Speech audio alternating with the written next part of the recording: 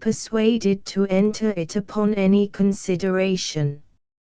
Indeed, I could see that he himself did not at all like doing so, and was only consoled by the reflection that he was under the direct protection of she. It struck Leo and myself as very curious that a people which has no objection to living amongst the dead, with whom their familiarity has perhaps bred contempt, and even using their bodies for purposes of fuel, should be terrified at approaching the habitations that these very departed had occupied when alive. After all, however, it is only a savage inconsistency. LHH. Presently we came to an enormous pile, which we rightly took to be a temple covering at least 8 acres of ground, and apparently arranged in a series of courts, each one enclosing another of smaller size, on the principle of a Chinese nest of boxes, the courts being separated one from the other by rows of huge columns. And, while I think of it, I may as well state a remarkable thing about the shape of these columns, which resembled none that I have ever seen or heard of, being fashioned with a kind of waist at the center, and swelling out above and below. At first we thought that this shape was meant to roughly symbolize or suggest the female form, as was a common habit amongst the ancient religious architects of many creeds. On the following day, however, as we went up the slopes of the mountain, we discovered a large quantity of the most stately-looking palms, of which the trunks grew exactly in this shape, and I have now no doubt but that the first designer of those columns drew his inspiration from the graceful bends of those very palms, or rather of their ancestors, which then, some 8 or 10,000 years ago, as now, beautified the slopes of the mountain that had once formed the shores of the volcanic lake. At the facade of this huge temple, which, I should imagine, is almost as large as that of El Karnak, at Thebes, some of the largest columns, which I measured, being between 18 to 20 feet in diameter at the base, by about 70 feet in height, our little procession was halted, and Aisha descended from her litter. "There was a spot here, Callicrates," she said to Leo, who had run up to help her down, "where one might sleep. 2,000 years ago did thou and I and that Egyptian ass pressed therein, but since then have I not set foot here, nor any man, and perchance it has fallen and, followed by the rest of us, she passed up a vast flight of broken and ruined steps into the outer court, and looked round into the gloom. Presently she seemed to recollect, and, walking a few paces along the wall to the left, halted. 'It is here,' she said, and at the same time beckoned to the 2 mutes, who were loaded with provisions and our little belongings, to advance. One of them came forward, and, producing a lamp, lit it from his brazier, for the Amahagga when on a journey nearly always carried with them a little lighted brazier, from which to provide fire. The tinder of this brazier was made of broken fragments of mummy carefully damped, and, if the admixture of moisture was properly managed, this unholy compound would smoulder away for hours. 3. As soon as the lamp was lit we entered the place before which Aisha had halted.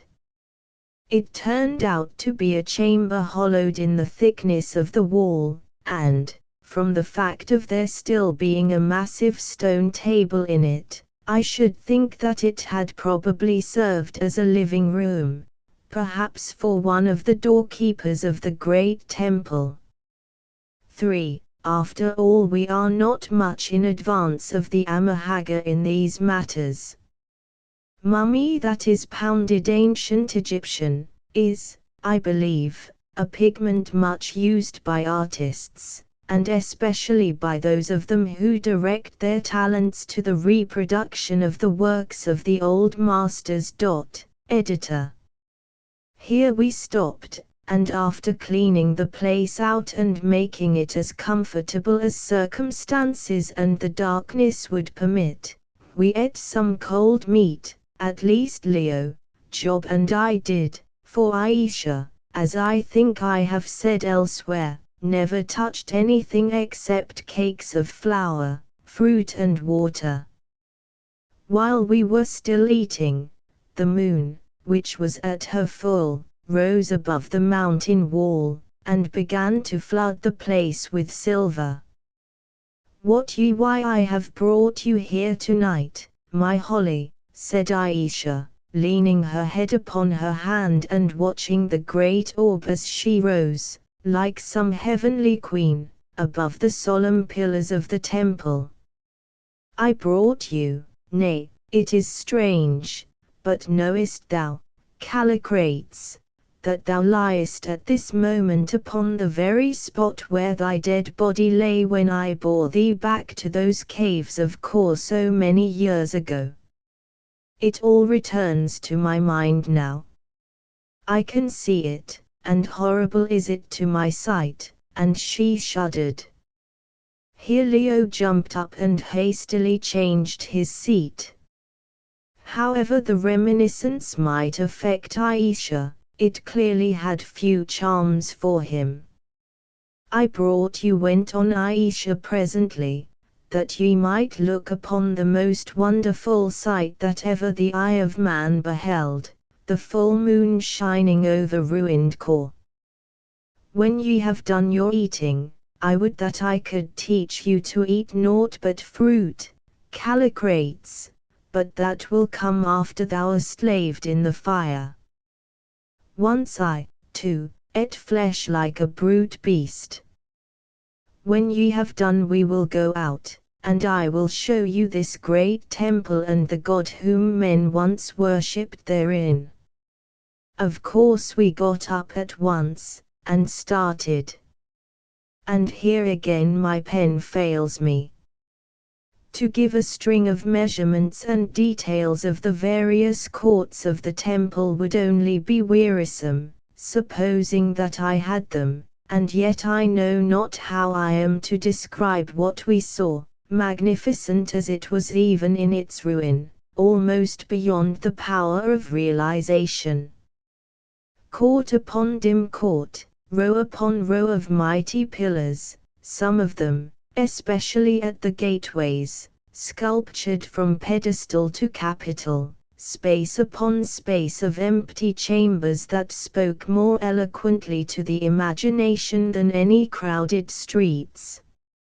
And over all, the dead silence of the dead, the sense of utter loneliness, and the brooding spirit of the past. How beautiful it was, and yet how drear. We did not dare to speak aloud. Aisha herself was awed in the presence of an antiquity compared to which even her length of days was but a little thing. We only whispered, and our whispers seemed to run from column to column, till they were lost in the quiet air. Bright fell the moonlight on pillar and court and shattered wall, hiding all their rents and imperfections in its silver garment, and clothing their whole majesty with the peculiar glory of the night. It was a wonderful sight to see the full moon looking down on the ruined fane of Kor. It was a wonderful thing to think for how many thousands of years the dead orb above and the dead city below had gazed thus upon each other, and in the utter solitude of space poured forth each to each the tale of their lost life and long-departed glory. The white light fell, and minute by minute the quiet shadows crept across the grass-grown courts like the spirits of old priests haunting the habitations of their worship. The white light fell, and the long shadows grew till the beauty and grandeur of each scene and the untamed majesty of its present death seemed to sink into our very souls, and speak more loudly than the shouts of armies concerning the pomp and splendor that the grave had swallowed, and even memory had forgotten. "Come," said Aisha, after we had gazed and gazed, I know not for how long, "and I will show you the stony flower of loveliness and wonder's very crown, if yet it stands to mock time with its beauty and fill the heart of man with longing for that which is behind the veil." And, without waiting for an answer, she led us through 2 more pillared courts into the inner shrine of the old fane. And there, in the center of the inmost court, that might have been some 50 yards square, or a little more, we stood face to face with what is perhaps the grandest allegorical work of art that the genius of her children has ever given to the world. For in the exact center of the court, placed upon a thick square slab of rock, was a huge round ball of dark stone, some 20 feet in diameter, and standing on the ball was a colossal winged figure of a beauty so entrancing and divine that when I first gazed upon it, illuminated and shadowed as it was by the soft light of the moon, my breath stood still, and for an instant my heart ceased its beating. The statue was hewn from marble so pure and white that even now, after all those ages, it shone as the moonbeams danced upon it, and its height was, I should say, a trifle over 20 feet. It was the winged figure of a woman of such marvelous loveliness and delicacy of form that the size seemed rather to add to than to detract from its so human and yet more spiritual beauty. She was bending forward and poising herself upon her half-spread wings as though to preserve her balance as she leant. Her arms were outstretched like those of some woman about to embrace one she dearly loved, while her whole attitude gave an impression of the tenderest beseeching. Her perfect and most gracious form was naked, save, and here came the extraordinary thing, the face, which was thinly veiled, so that we could only trace the marking of her features. A gauzy veil was thrown round and about the head, and of its 2 ends one fell down across her left breast, which was outlined beneath it, and one, now broken, streamed away upon the air behind her. "Who is she?" I asked, as soon as I could take my eyes off the statue. "Canst thou not guess, O Holly?" answered Aisha. "Where then is thy imagination? It is truth standing on the world, and calling to its children to unveil her face. See what is writ upon the pedestal. Without doubt it is taken from the book of scriptures of these men of Korkoma." And she led the way to the foot of the statue, where an inscription of the usual Chinese-looking hieroglyphics was so deeply graven as to be still quite legible, at least to Aisha. According to her translation it ran thus: "Is there no man that will draw my veil and look upon my face? For it is very fair. Unto him who draws my veil shall I be, and peace will I give him, and sweet children of knowledge and good works." And a voice cried, "Though all those who seek after thee desire thee, behold, virgin art thou, and virgin shalt thou go till time be done. No man is there born of woman who may draw thy veil and live, nor shall be. by death only can thy veil be drawn, O Truth. And Truth stretched out her arms and wept, because those who sought her might not find her, nor look upon her face to face. Thou seest, said Aisha, when she had finished translating, Truth was the goddess of the people of Old Kor, and to her they built their shrines, and her they sought, knowing that they should never find, still sought they. And so I added sadly, do men seek to this very hour, but they find out, and, as this scripture saith, nor shall they, for in death only is truth found.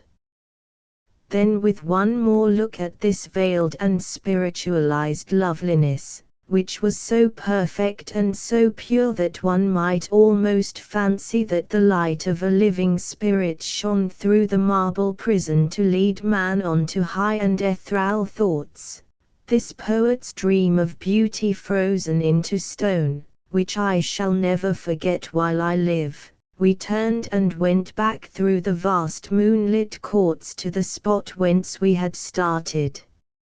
I never saw the statue again, which I the more regret, because on the great ball of stone representing the world whereon the figure stood, lines were drawn, that probably, had there been light enough, we should have discovered to be a map of the universe as it was known to the people of Kor.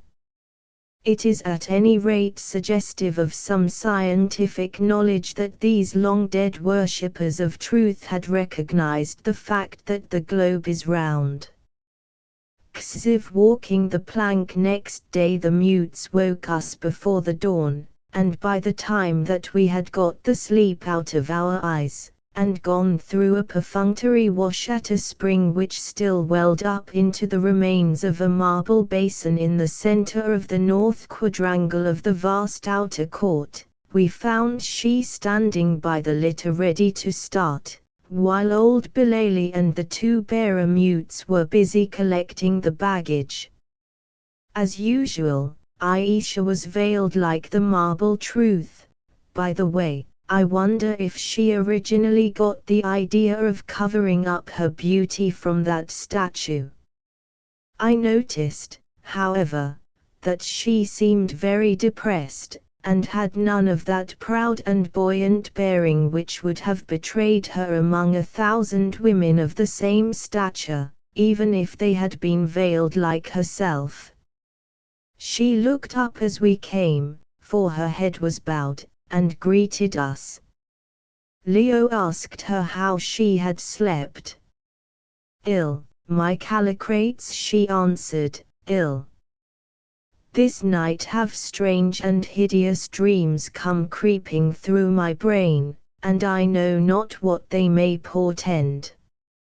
Almost do I feel as though some evil overshadowed me, and yet how can evil touch me? I wonder, she went on with a sudden outbreak of womanly tenderness, I wonder if, should aught happen to me, so that I slept a while and left thee waking, thou wouldst think gently of me. I wonder, my Callicrates, if thou wouldst tarry till I came again, as for so many centuries I have tarried for thy coming.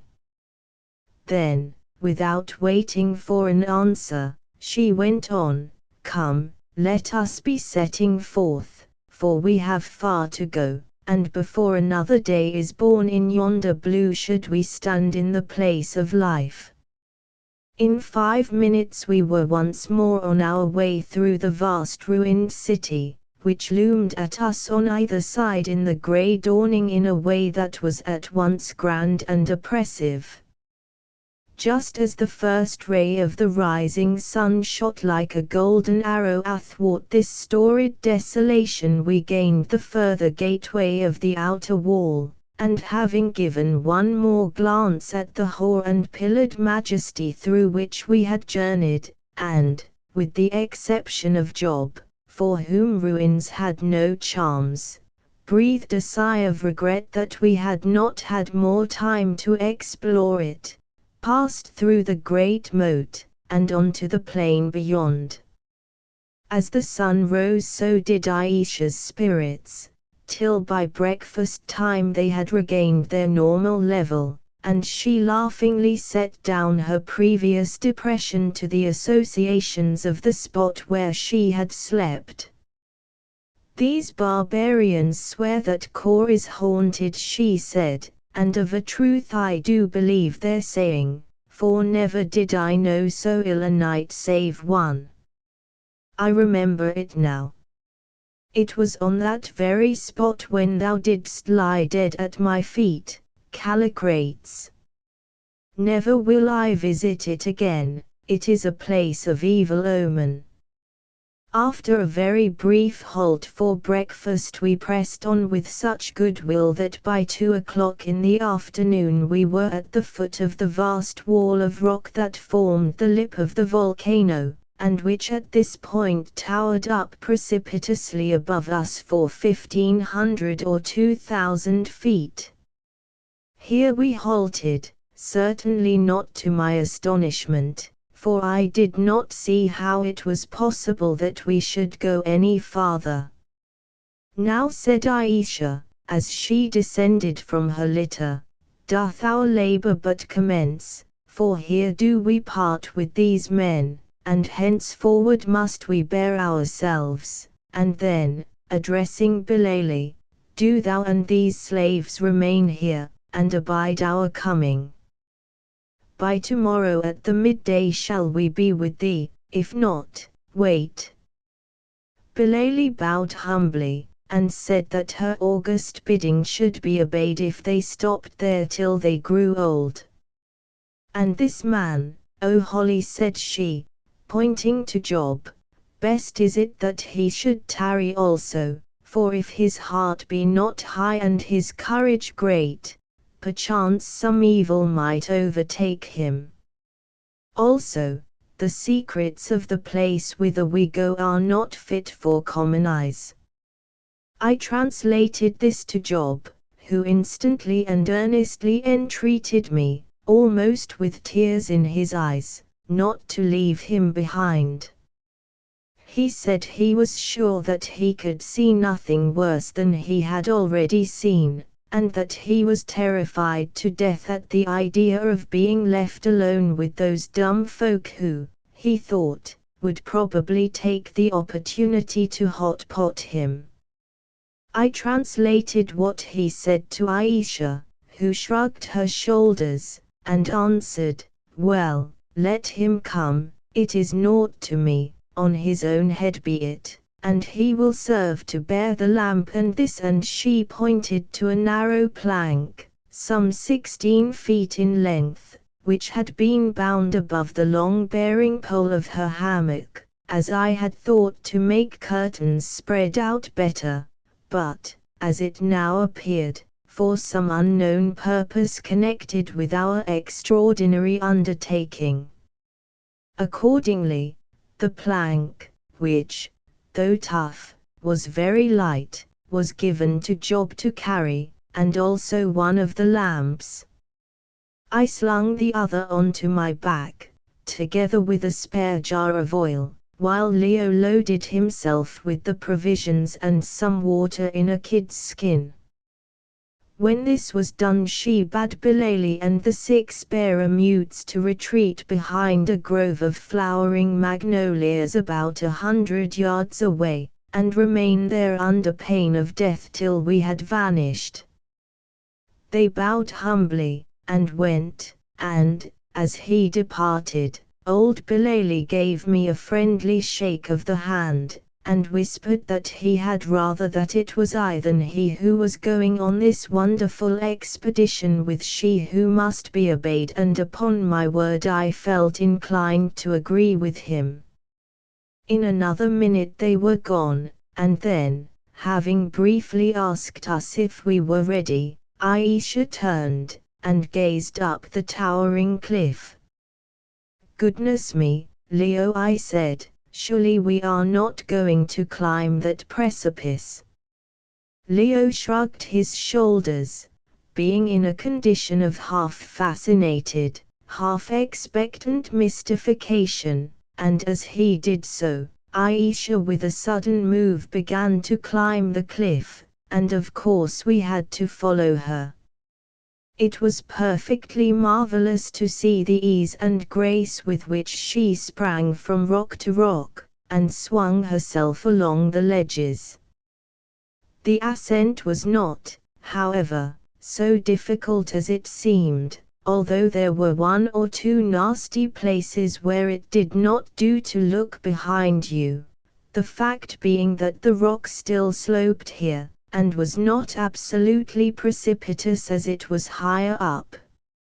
In this way we, with no great labor, mounted to the height of some 50 feet above our last standing place, the only really troublesome thing to manage being Job's board, and in doing so drew some 50 or 60 paces to the left of our starting point, for we went up like a crab, sideways. Presently we reached a ledge, narrow enough at first, but which widened as we followed it, and moreover sloped inwards like the petal of a flower, so that as we followed it we gradually got into a kind of rut or fold of rock, that grew deeper and deeper, till at last it resembled a Devonshire lane in stone, and hid us perfectly from the gaze of anybody on the slope below, if there had been anybody to gaze. This lane, which appeared to be a natural formation, continued for some 50 or 60 paces, and then suddenly ended in a cave, also natural, running at right angles to it.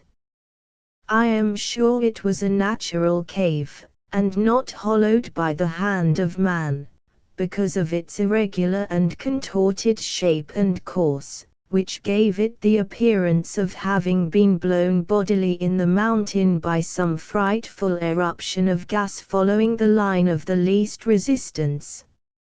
All the caves hollowed by the ancients of Kor, on the contrary, were cut out with the most perfect regularity and symmetry. At the mouth of this cave Aisha halted, and bade us light the 2 lamps, which I did, giving one to her and keeping the other myself. Then, taking the lead, she advanced down the cavern, picking her way with great care, as indeed it was necessary to do, for the floor was most irregular, strewn with boulders like the bed of a stream, and in some places pitted with deep holes, in which it would have been easy to break one's leg. This cavern we pursued for 20 minutes or more, it being, so far as I could form a judgment, owing to its numerous twists and turns no easy task, about 1/4 of a mile long. At last, however, we halted at its farther end, and whilst I was still trying to pierce the gloom a great gust of air came tearing down it, and extinguished both the lamps. Aisha called to us, and we crept up to her, for she was a little in front, and were rewarded with a view that was positively appalling in its gloom and grandeur. Before us was a mighty chasm in the black rock, jagged and torn and splintered through it in a far past age by some awful convulsion of nature, as though it had been cleft by stroke upon stroke of the lightning. This chasm, which was bounded by a precipice on the hither, and presumably, though we could not see it, on the farther side also, may have measured any width across, but from its darkness I do not think it can have been very broad. It was impossible to make out much of its outline, or how far it ran, for the simple reason that the point where we were standing was so far from the upper surface of the cliff, at least 1,500 or 2,000 feet, that only a very dim light struggled down to us from above. The mouth of the cavern that we had been following gave onto a most curious and tremendous spur of rock, which jutted out in mid-air into the gulf before us, for a distance of some 50 yards, coming to a sharp point at its termination, and resembling nothing that I can think of so much as the spur upon the leg of a cock in shape.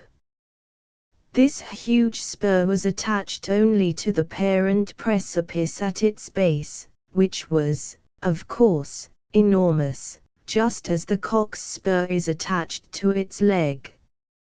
Otherwise it was utterly unsupported. "Here must we pass," said Aisha. "Be careful lest giddiness overcome you, or the wind sweep you into the gulf beneath, for of a truth it hath no bottom," and, without giving us any further time to get scared, she started walking along the spur, leaving us to follow her as best we might. I was next to her, then came Job, painfully dragging his plank, while Leo brought up the rear. It was a wonderful sight to see this intrepid woman gliding fearlessly along that dreadful place. For my part, when I had gone but a very few yards, what between the pressure of the air and the awful sense of the consequences that a slip would entail, I found it necessary to go down on my hands and knees and crawl, and so did the other two. But Aisha never condescended to this.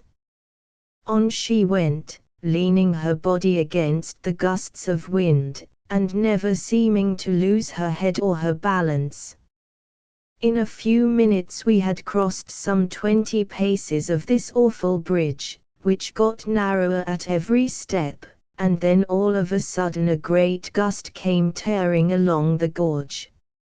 I saw Aisha lean herself against it, but the strong draught got under her dark cloak, and tore it from her, and away it went down the wind flapping like a wounded bird.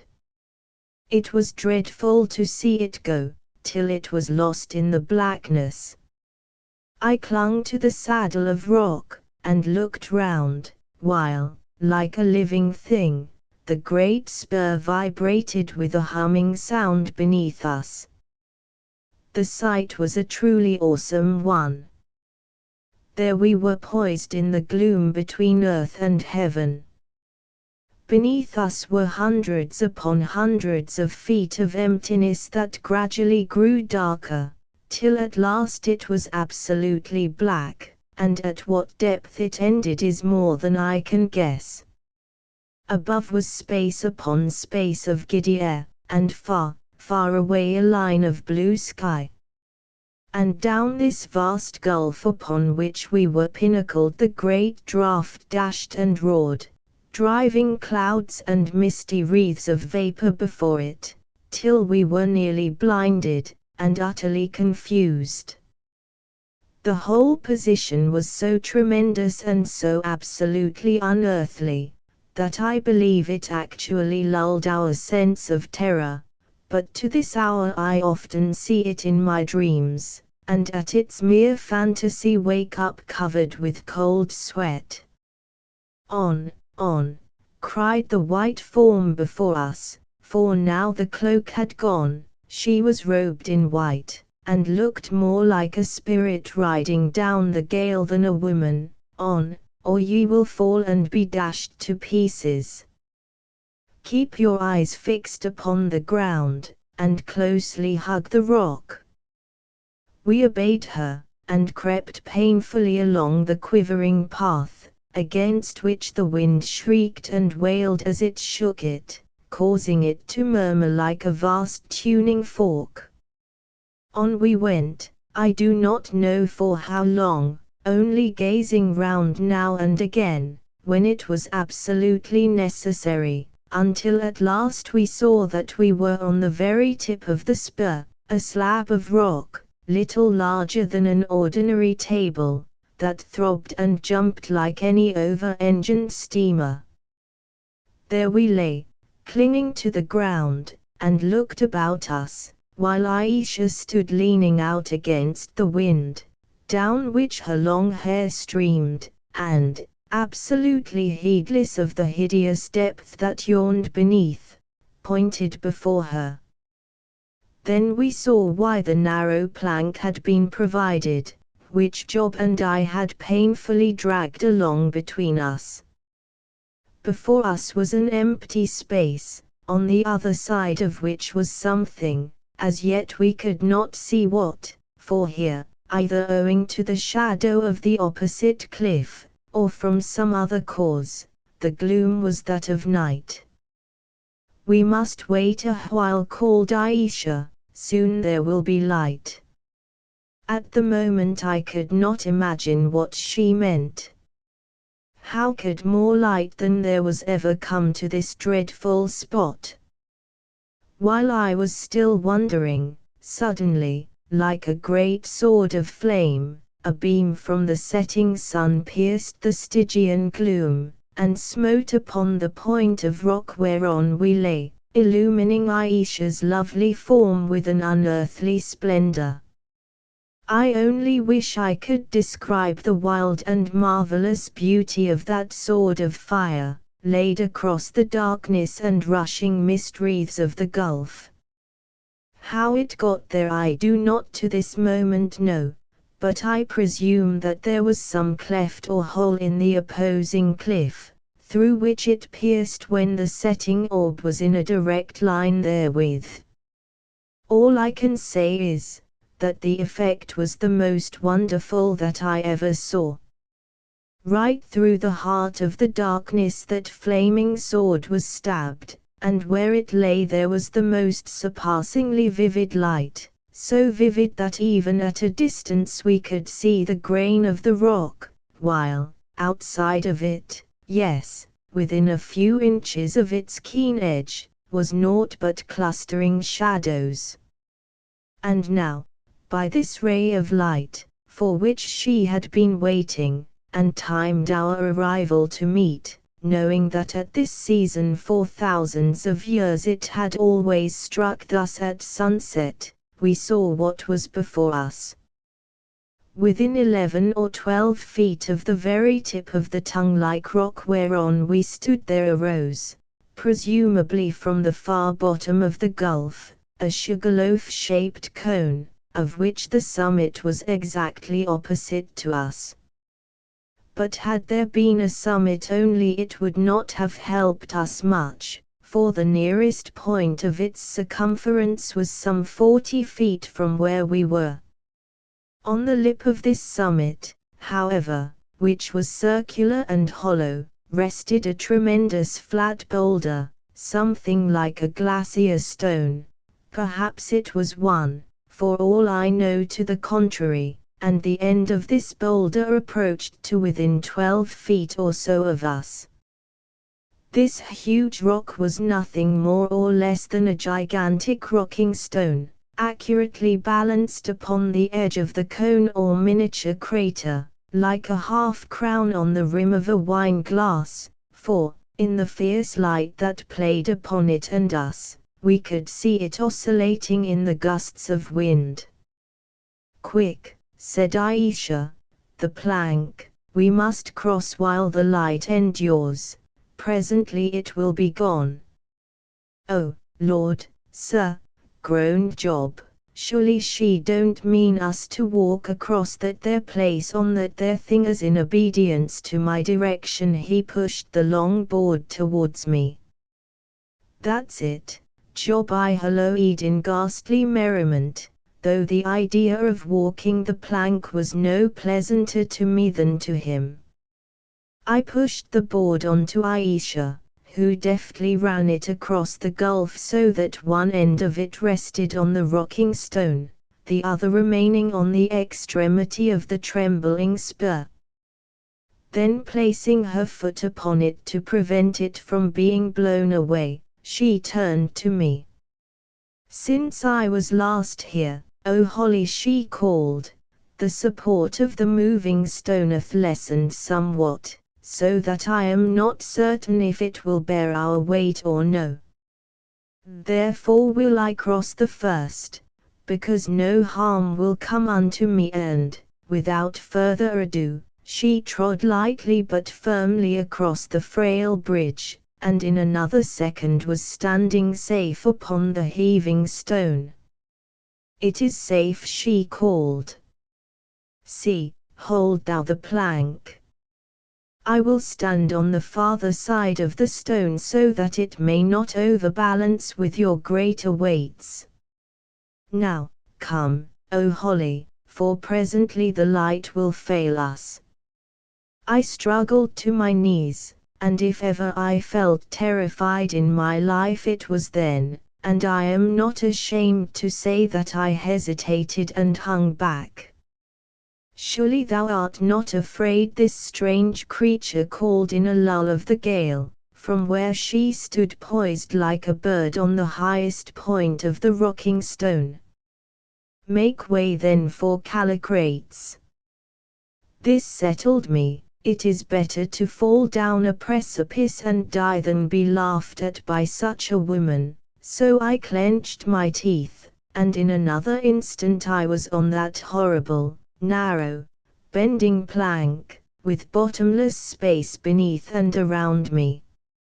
I have always hated a great height, but never before did I realize the full horrors of which such a position is capable. Oh, the sickening sensation of that yielding board resting on the two moving supports! I grew dizzy, and thought that I must fall. My spine crept, it seemed to me that I was falling, and my delight at finding myself sprawling upon that stone, which rose and fell beneath me like a boat in a swell, cannot be expressed in words. All I know is that briefly, but earnestly enough, I thanked Providence for preserving me so far. Then came Leo's turn, and though he looked rather queer, he came across like a rope dancer. Aisha stretched out her hand to clasp his own, and I heard her say, "Bravely done, my love, bravely done. The old Greek spirit lives in thee yet." And now only poor Job remained on the farther side of the gulf. He crept up to the plank, and yelled out, "I can't do it, sir. I shall fall into that beastly place." "You must," I remember saying with inappropriate facetiousness, "you must, Job, it's as easy as catching flies."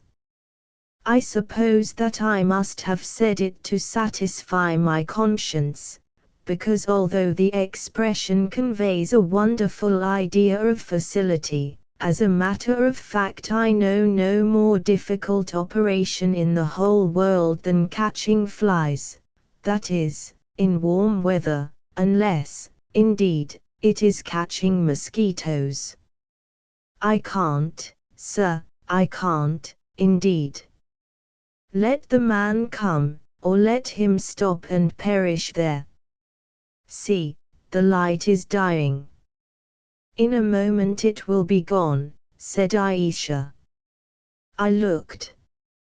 She was right. The sun was passing below the level of the hole or cleft in the precipice through which the ray reached us. "If you stop there, Job, you will die alone," I called. "The light is going." "Come, be a man, Job," roared Leo, "it's quite easy." Thus adjured, the miserable Job, with a most awful yell, precipitated himself face downwards on the plank. He did not dare, small blame to him, to try to walk it, and commenced to draw himself across in little jerks, his poor legs hanging down on either side into the nothingness beneath. His violent jerks at the frail board made the great stone, which was only balanced on a few inches of rock, oscillate in a most dreadful manner, and, to make matters worse, when he was halfway across the flying ray of lurid light suddenly went out, just as though a lamp had been extinguished in a curtained room, leaving the whole howling wilderness of air black with darkness. "Come on, Job, for God's sake!" I shouted in an agony of fear, while the stone, gathering motion with every swing, rocked so violently that it was difficult to hang on to it. It was a truly awful position. "Lord, have mercy on me," cried poor Job from the darkness. Oh, the plank slipping, and I heard a violent struggle, and thought that he was gone. But at that moment his outstretched hand, clasping in agony at the air, met my own, and I hauled, how I did haul, putting out all the strength that it has pleased Providence to give me in such abundance, and to my joy in another minute Job was gasping on the rock beside me. But the plank, I felt it slip, and heard it knock against a projecting knob of rock, and it was gone. "Great heavens!" I exclaimed. "How are we going to get back?" "I don't know," answered Leo, out of the gloom. "Sufficient to the day is the evil thereof. I am thankful enough to be here." But Aisha merely called to me to take her hand and creep after her. XXV the spirit of life, I did as I was bid, and in fear and trembling felt myself guided over the edge of the stone. I sprawled my legs out, but could touch nothing. "I am going to fall," I gasped.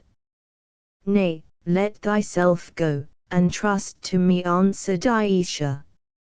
Now, if the position is considered, it will be easily understood that this was a greater demand upon my confidence than was justified by my knowledge of Aisha's character. For all I knew, she might be in the very act of consigning me to a horrible doom. But in life we sometimes have to lay our faith upon strange altars, and so it was now. "Let thyself go," she cried, and, having no choice, I did. I felt myself slide a pace or two down the sloping surface of the rock, and then pass into the air, and the thought flashed through my brain that I was lost. But no. In another instant my feet struck against a rocky floor, and I felt that I was standing upon something solid, and out of reach of the wind, which I could hear singing away overhead. As I stood there thanking heaven for these small mercies, there was a slip and a scuffle, and down came Leo alongside of me. "Hullo, old fellow," he called out, "are you there? This is getting interesting, is it not?" Just then, with a terrific yell, Job arrived right on the top of us, knocking us both down. By the time we had struggled to our feet again, Aisha was standing among us, and bidding us light the lamps, which fortunately remained uninjured, as also did the spare jar of oil. I got out my box of wax matches, and they struck as merrily, there, in that awful place, as they could have done in a London drawing room. In a couple of minutes both the lamps were alight and revealed a curious scene. We were huddled together in a rocky chamber, some 10 feet square, and scared enough we looked, that is, except Aisha, who was standing calmly with her arms folded, and waiting for the lamps to burn up. The chamber appeared to be partly natural, and partly hollowed out of the top of the cone. The roof of the natural part was formed of the swinging stone, and that of the back part of the chamber, which sloped downwards, was hewn from the live rock. For the rest, the place was warm and dry, a perfect haven of rest compared to the giddy pinnacle above, and the quivering spur that shot out to meet it in mid-air. "So," said she, "safely have we come, though once I feared that the rocking stone would fall with you, and precipitate you into the bottomless depths beneath, for I do believe that the cleft goeth down to the very womb of the world. The rock whereon the stone resteth hath crumbled beneath the swinging weight." And now that he, nodding towards Job, who was sitting on the floor, feebly wiping his forehead with a red cotton pocket handkerchief, whom they rightly call the pig, for as a pig is he stupid, hath let fall the plank, it will not be easy to return across the gulf, and to that end must I make a plan. But now rest a while, and look upon this place. What think ye that it is? We know not, I answered. Wouldst thou believe, O Holly, that once a man did choose this airy nest for a daily habitation, and did here endure for many years, leaving it only but one day in every 12 to seek food and water and oil that the people brought, more than he could carry, and laid as an offering in the mouth of the tunnel through which we passed hither? We looked up wonderingly, and she continued, "Yet so it was. There was a man, Newt, he named himself, who, though he lived in the latter days, had of the wisdom of the sons of Kor. A hermit was he, and a philosopher, and greatly skilled in the secrets of nature, and he it was who discovered the fire that I shall show you, which is nature's blood and life, and also that he who bathed therein, and breathed thereof, should live while nature lives. But like unto thee, O Holly, this man, Newt, would not turn his knowledge to account. Ill, he said, was it for man to live, for man was born to die. Therefore did he tell his secret to none, and therefore did he come and live here, where the seeker after life must pass, and was revered of the Haggard of the day as holy, and a hermit. And when first I came to this country, knowest thou how I came, Callicrates? Another time I will tell thee, for it is a strange tale. I heard of this philosopher, and waited for him when he came to fetch his food, and returned with him hither, though greatly did I fear to tread the gulf. Then did I beguile him with my beauty and my wit, and flatter him with my tongue, so that he led me down and showed me the fire, and told me the secrets of the fire, but he would not suffer me to step therein, and, fearing lest he should slay me, I refrained, knowing that the man was very old, and soon would die. And I returned, having learned from him all that he knew of the wonderful spirit of the world, and that was much, for the man was wise and very ancient, and by purity and abstinence, and the contemplations of his innocent mind, had worn thin the veil between that which we see and the great invisible truths, the whisper of whose wings at times we hear as they sweep through the gross air of the world. Then, it was but a very few days after, I met thee, my Callicrates, who hadst wandered hither with the beautiful Egyptian Amenartas, and I learned to love for the first and last time, once and forever, so that it entered into my mind to come hither with thee, and receive the gift of life for thee and me. Therefore came we, with that Egyptian who would not be left behind, and, behold, we found the old man Newt lying but newly dead. There he lay, and his white beard covered him like a garment, and she pointed to a spot near where I was sitting. But surely he hath long since crumbled into dust, and the wind hath borne his ashes hence. Here I put out my hand and felt in the dust, and presently my fingers touched something. It was a human tooth, very yellow, but sound. I held it up and showed it to Aisha, who laughed. Yes, she said, it is his without a doubt. Behold what remaineth of Nut, and the wisdom of Nut, one little tooth. And yet that man had all life at his command, and for his conscience Sake would have none of it.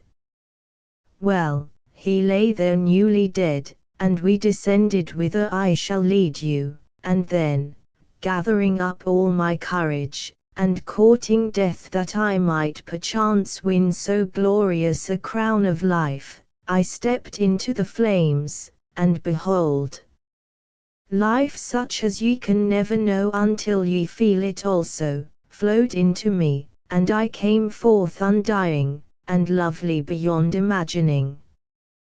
Then did I stretch out mine arms to thee, Callicrates, and bid thee take thine immortal bride, and behold, as I spoke, thou, blinded by my beauty, didst turn from me, and throw thine arms about the neck of Amenartas. And then a great fury filled me, and made me mad, and I seized the javelin that thou didst bear, and stabbed thee, so that there, at my very feet, in the place of life, thou didst groan and go down into death. I knew not then that I had strength to slay with mine eyes and by the power of my will, therefore in my madness slew I with the javelin. 1. It will be observed that Aisha's account of the death of Callicrates differs materially from that written on the potsherd by Amenartas. The writing on the sherd says, "Then in her rage did she smite him by her magic, and he died." We never ascertained which was the correct version, but it will be remembered that the body of Callicrates had a spear wound in the breast, which seems conclusive, unless, indeed, it was inflicted after death. Another thing that we never ascertained was how the two women, she and the Egyptian Amenartas, were able to bear the corpse of the man they both loved across the dread gulf and along the shaking spur. What a spectacle the two distracted creatures must have presented in their grief and loveliness as they toiled along that awful place with the dead man between them. Probably, however, the passage was easier than LHH and when thou wast dead, I wept, because I was undying and thou wast dead. I wept there in the place of life, so that had I been mortal any more my heart had surely broken. And she, the swart Egyptian, she cursed me by her gods. By Osiris did she curse me, and by Isis, by Nephthys and by Anubis, by Sekhet, the cat-headed, and by Set, calling down evil on me, evil and everlasting desolation. I can see her dark face now lowering o'er me like a storm, but she could not hurt me, and I know not if I could hurt her. I did not try, it was naught to me then, so together we bore thee hence. And afterwards I sent her, the Egyptian, away through the swamps, and it seems that she lived to bear a son and to write the tale that should lead thee, her husband, back to me, her rival and thy murderess. Such is the tale, my love, and now is the hour at hand that shall set a crown upon it.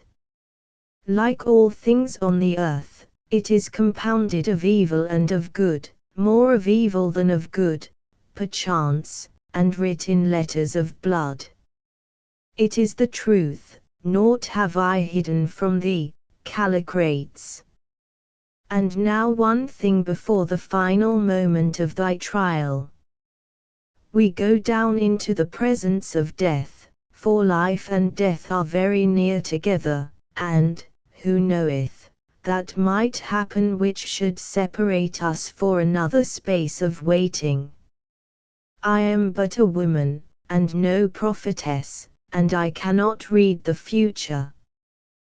But this I know, for I learned it from the lips of the wise man Newt, that my life is but prolonged and made more bright. It cannot live for I.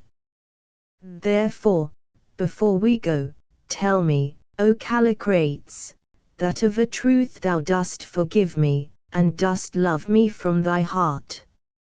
See, Callicrates, much evil have I done. Perchance it was evil but 2 nights ago to strike that girl who loved thee cold in death, but she disobeyed me and angered me, prophesying misfortune to me, and I smote. Be careful when power comes to thee also, lest thou too shouldst smite in thine anger or thy jealousy, for unconquerable strength is a sore weapon in the hands of erring man. Yea, I have sinned, out of the bitterness born of a great love have I sinned, but yet do I know the good from the evil, nor is my heart altogether hardened. Thy love, Callicrates, shall be the gate of my redemption, even as aforetime my passion was the path down which I ran to evil.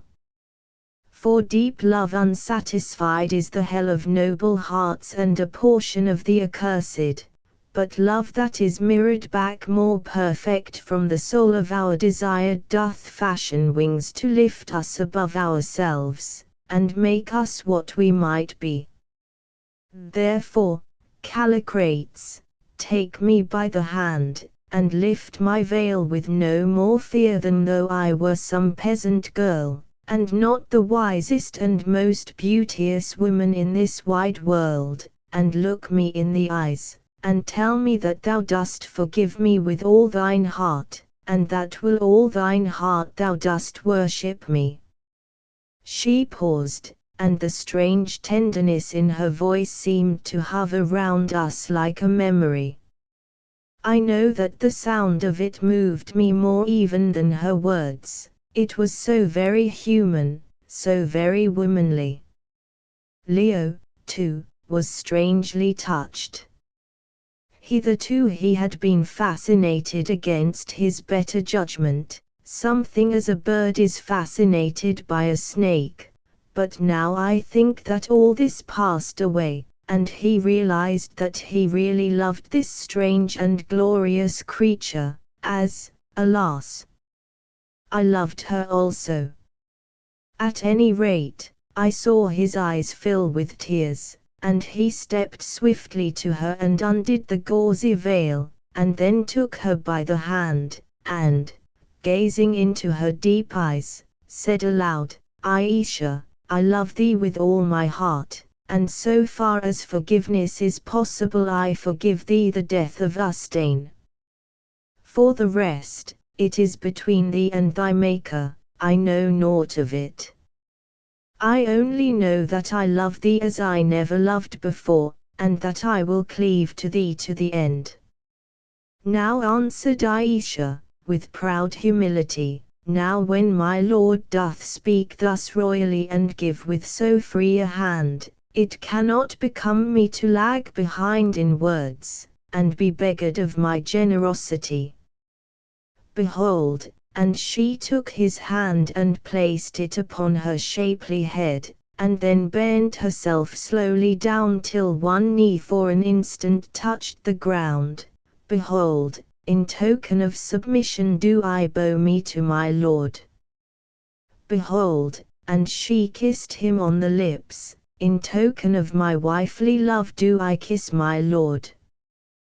Behold, and she laid her hand upon his heart, by the sin I sinned, by my lonely centuries of waiting wherewith it was wiped out, by the great love wherewith I love, and by the Spirit, the eternal thing that doth beget all life, from whom it ebbs, to whom it doth return again, I swear, even in this most holy hour of completed womanhood, that I will abandon evil and cherish good. I swear that I will be ever guided by thy voice in the straightest path of duty. I swear that I will eschew ambition, and through all my length of endless days set wisdom over me as a guiding star to lead me unto truth and a knowledge of the right. I swear also that I will honor and will cherish thee, Callicrates, who hast been swept by the wave of time back into my arms, till the very end, come it soon or late. I swear, nay, I will swear no more, for what are words? Yet shalt thou learn that I ushereth no false tongue. So I have sworn, and thou, my Holly, art witness to my oath. Here, too, are we wed, my husband, with the gloom for bridal canopy, wed till the end of all things. Here do we write our marriage vows upon the rushing winds which shall bear them up to heaven, and continually round this rolling world. And for a bridal gift I crown thee with my beauty's starry crown, and enduring life, and wisdom without measure, and wealth that none can count. Behold, the great ones of the earth shall creep about thy feet, and its fair women shall cover up their eyes because of the shining glory of thy countenance, and its wise ones shall be abased before thee. Thou shalt read the hearts of men as an open writing, and hither and thither shalt thou lead them as thy pleasure listeth. Like that old Sphinx of Egypt shalt thou sit aloft from age to age, and ever shall they cry to thee to solve the riddle of thy greatness that doth not pass away, and ever shalt thou mock them with thy silence. Behold, once more I kiss thee, and by that kiss I give to thee dominion over sea and earth, over the peasant in his hovel, over the monarch in his palace halls, and cities crowned with towers, and those who breed therein. Where the sun shakes out his spears, and the lonesome waters mirror up the moon, where storms roll, and heaven's painted boughs arch in the sky, from the pure north clad in snows, across the middle spaces of the world, to where the amorous south, lying like a bride upon her blue couch of seas, breathes in sighs made sweet with the odor of myrtles, there shall thy power pass and thy dominion find a home. Nor sickness, nor ice-fingered fear, nor sorrow, and pale waste of form and mind hovering ever o'er humanity, shall so much as shadow thee with the shadow of their wings. As a god shalt thou be, holding good and evil in the hollow of thy hand, and I, even I humble myself before thee. Such is the power of love, and such is the bridal gift I give unto thee, Callicrates, my lord and lord of all. And now it is done, now for thee I loose my virgin zone, and come storm, come shine, come good, come evil, come life, come death, it never, never can be undone. For, of a truth, that which is, and, being done, is done for aye, and cannot be altered. I have said, let us hence, that all things may be accomplished in their order, and, taking one of the lamps, she advanced towards the end of the chamber that was roofed in by the swaying stone, where she halted. We followed her, and perceived that in the wall of the cone there was a stair, or, to be more accurate, that some projecting knobs of rock had been so shaped as to form a good imitation of a stair. Down this Aisha began to climb, springing from step to step, like a chamois, and after her we followed with less grace. When we had descended some 15 or 16 steps we found that they ended in a tremendous rocky slope, running first outwards and then inwards, like the slope of an inverted cone, or tunnel.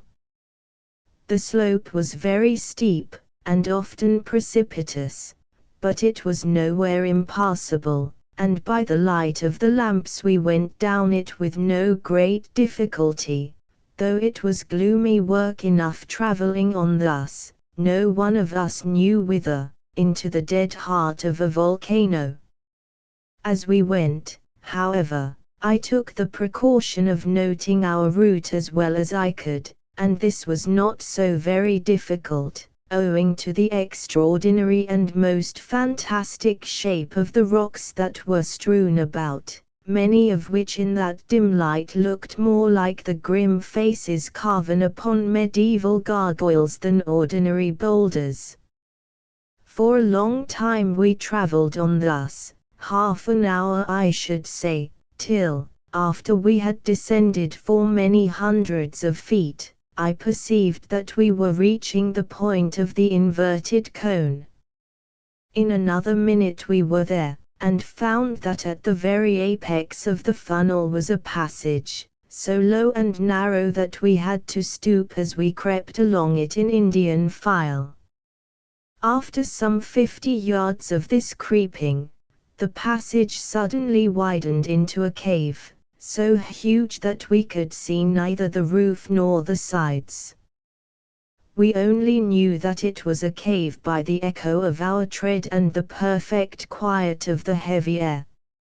On we went for many minutes in absolute awed silence, like lost souls in the depths of Hades, Aisha's white and ghost-like form flitting in front of us, till once more the place ended in a passage which opened into a second cavern much smaller than the first.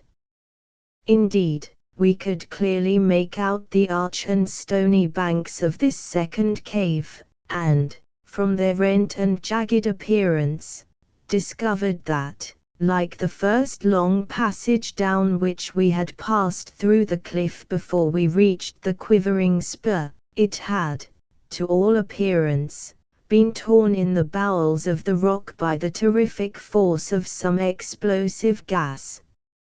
At length this cave ended in a third passage, through which gleamed a faint glow of light. I heard Aisha give a sigh of relief as this light dawned upon us. "It is well," she said, "prepare to enter the very womb of the earth, wherein she doth conceive the life that ye see brought forth in man and beast, and in every tree and flower." Swiftly she sped along, and after her we stumbled as best we might, our hearts filled like a cup with mingled dread and curiosity. What were we about to see? We passed down the tunnel, stronger and stronger the light beamed, reaching us in great flashes like the rays from a lighthouse, as one by one they are thrown wide upon the darkness of the waters. Nor was this all, for with the flashes came a soul-shaking sound like that of thunder and of crashing trees. Now we were through it, and, oh heavens!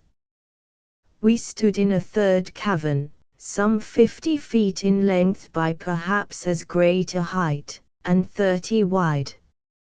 It was carpeted with fine white sand, and its walls had been worn smooth by the action of I know not what.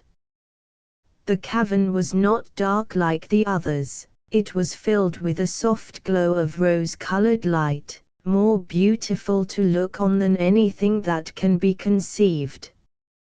But at first we saw no flashes, and heard no more of the thunderous sound.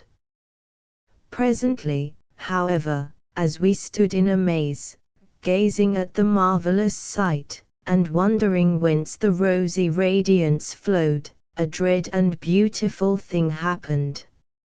Across the far end of the cavern, with a grinding and crashing noise, a noise so dreadful and awe-inspiring that we all trembled, and Job actually sank to his knees, there flamed out an awful cloud or pillar of fire, like a rainbow many-colored, and like the lightning bright.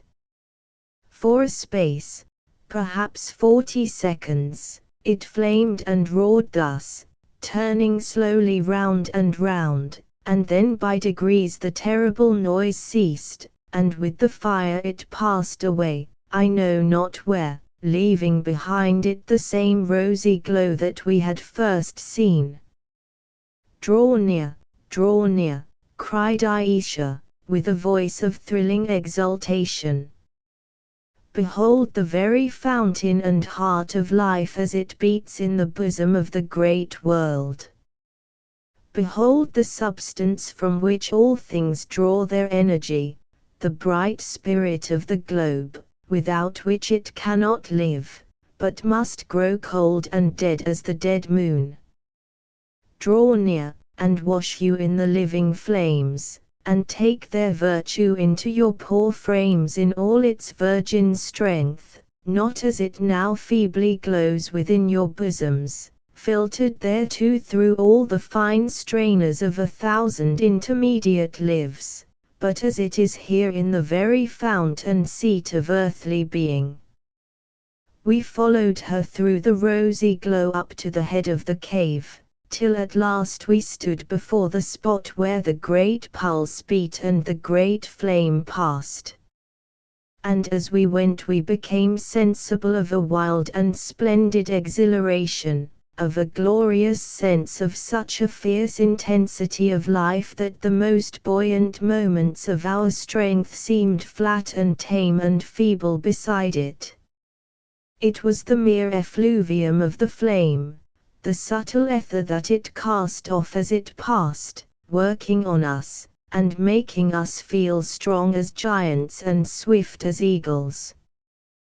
We reached the head of the cave, and gazed at each other in the glorious glow, and laughed aloud. Even Job laughed, and he had not laughed for a week, in the lightness of our hearts and the divine intoxication of our brains. I know that I felt as though all the varied genius of which the human intellect is capable had descended upon me. I could have spoken in blank verse of Shakespearean beauty, all sorts of great ideas flashed through my mind. It was as though the bonds of my flesh had been loosened and left the spirit free to soar to the empire eon of its native power. The sensations that poured in upon me are indescribable. I seemed to live more keenly, to reach to a higher joy, and sip the goblet of a subtler thought than ever it had been my lot to do before. I was another and most glorified self, and all the avenues of the possible were for a space laid open to the footsteps of the real. Then, suddenly, whilst I rejoiced in this splendid vigor of a new-found self, from far, far away there came a dreadful muttering noise, that grew and grew to a crash and a roar, which combined in itself all that is terrible and yet splendid in the possibilities of sound. Nearer it came, and nearer yet, till it was close upon us, rolling down like all the thunder wheels of heaven behind the horses of the lightning. On it came, and with it came the glorious blinding cloud of many-colored light, and stood before us for a space, turning, as it seemed to us, slowly round, and then, accompanied by its attendant pomp of sound, passed away I know not whither. So astonishing was the wondrous sight that one and all of us, save she, who stood up and stretched her hands towards the fire, sank down before it, and hid our faces in the sand. When it was gone, Aisha spoke. "Now, Callicrates," she said, "the mighty moment is at hand. When the great flame comes again, thou must stand in it. First throw aside thy garments, for it will burn them, though thee it will not hurt.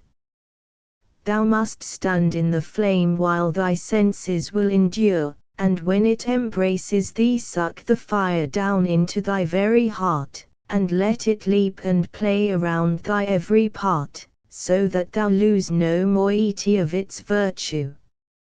Hearest thou me, Callicrates?" "I hear thee," Aisha answered Leo, "but, of a truth, I am no coward, but I doubt me of that raging flame. How know I that it will not utterly destroy me, so that I lose myself and lose thee also? Nevertheless will I do it," he added. Aisha thought for a minute, and then said, "It is not wonderful that thou shouldst doubt. Tell me, Callicrates, if thou seest me stand in the flame and come forth unharmed, wilt thou enter also?" "Yes," he answered, "I will enter even if it slay me. I have said that I will enter now." "And that will I also," I cried. "What, my Holly," she laughed aloud, "methought that thou wouldst naught of length of days." "Why, how is this?" "Nay, I know not," I answered, "but there is that in my heart that calleth me to taste of the flame and live." "It is well," she said. "Thou art not altogether lost in folly. See now, I will for the second time bathe me in this living bath. Fain would I add to my beauty and my length of days if that be possible. If it be not possible, at the least it cannot harm me." "Also," she continued, after a momentary pause, "is there another and a deeper cause why I would once again dip me in the flame? When first I tasted of its virtue, full was my heart of passion and of hatred of that Egyptian Amenartas, and therefore, despite my strivings to be rid thereof, have passion and hatred been stamped upon my soul from that sad hour to this. But now it is otherwise. Now is my mood a happy mood, and filled am I with the purest part of thought, and so would I ever be. Therefore, Callicrates, will I once more wash and make me pure and clean, and yet more fit for thee. Therefore also, when thou dost in turn stand in the fire, empty all thy heart of evil, and let soft contentment hold the balance of thy mind. Shake loose thy spirit's wings, and take thy stand upon the utter verge of holy contemplation, dream upon thy mother's kiss, and turn thee towards the vision of the highest good that hath ever swept on silver wings across the silence of thy dreams. For from the germ of what thou art in that dread moment shall grow the fruit of what thou shalt be for all unreckoned time. Now prepare thee, prepare, even as though thy last hour were at hand, and thou wast to cross to the land of shadows, and not through the gates of glory into the realms of life made beautiful. Prepare, I say. XXVI. What we saw then came a few moments' pause, during which Aisha seemed to be gathering up her strength for the fiery trial, while we clung to each other, and waited in utter silence. At last, from far, far away, came the first murmur of sound, that grew and grew till it began to crash and bellow in the distance. As she heard it, Aisha swiftly threw off her gauzy wrapping, loosened the golden snake from her kirtle, and then, shaking her lovely hair about her like a garment. Beneath its cover slipped the kirtle off and replaced the snaky belt around her and outside the masses of her falling hair. There she stood before us as Eve might have stood before Adam, clad in nothing but her abundant locks, held round her by the golden band, and no words of mine can tell how sweet she looked, and yet how divine. Nearer and nearer came the thunder wheels of fire, and as they came she pushed one ivory arm through the dark masses of her hair and flung it round Leo's neck. "Oh, my love, she murmured, wilt thou ever know how I have loved thee?" And she kissed him on the forehead, and then went and stood in the pathway of the flame of life. There was, I remember, to my mind something very touching about her words and that embrace upon the forehead. It was like a mother's kiss, and seemed to convey a benediction with it. On came the crashing, rolling noise, and the sound of it was as the sound of a forest being swept flat by a mighty wind, and then tossed up like so much grass, and thundered down a mountainside.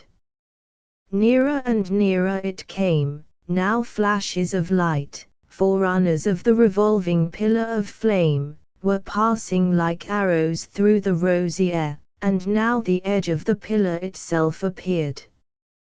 Aisha turned towards it, and stretched out her arms to greet it. On it came very slowly, and lapped her round with flame. I saw the fire run up her form. I saw her lift it with both hands as though it were water, and pour it over her head. I even saw her open her mouth and draw it down into her lungs, and a dread and wonderful sight it was. Then she paused, and stretched out her arms, and stood there quite still, with a heavenly smile upon her face, as though she were the very spirit of the flame. The mysterious fire played up and down her dark and rolling locks, twining and twisting itself through and around them like threads of golden lace. It gleamed upon her ivory breast and shoulder, from which the hair had slipped aside. It slid along her pillared throat and delicate features, and seemed to find a home in the glorious eyes that shone and shone, more brightly even than the spiritual essence. Oh, how beautiful she looked there in the flame! No angel out of heaven could have worn a greater loveliness. Even now my heart faints before the recollection of it, as she stood and smiled at our awed faces, and I would give half my remaining time upon this earth to see her once like that again. But suddenly, more suddenly than I can describe, a kind of change came over her face, a change which I could not define or explain, but none the less a change. The smile vanished, and in its place there came a dry, hard look. The rounded face seemed to grow pinched, as though some great anxiety were leaving its impress upon it. The glorious eyes, too, lost their light, and, as I thought, the form its perfect shape and erectness. I rubbed my eyes, thinking that I was the victim of some hallucination, or that the refraction from the intense light produced an optical delusion, and, as I did so, the flaming pillar slowly twisted and thundered off whithersoever it passes to in the bowels of the great earth, leaving Aisha standing where it had been.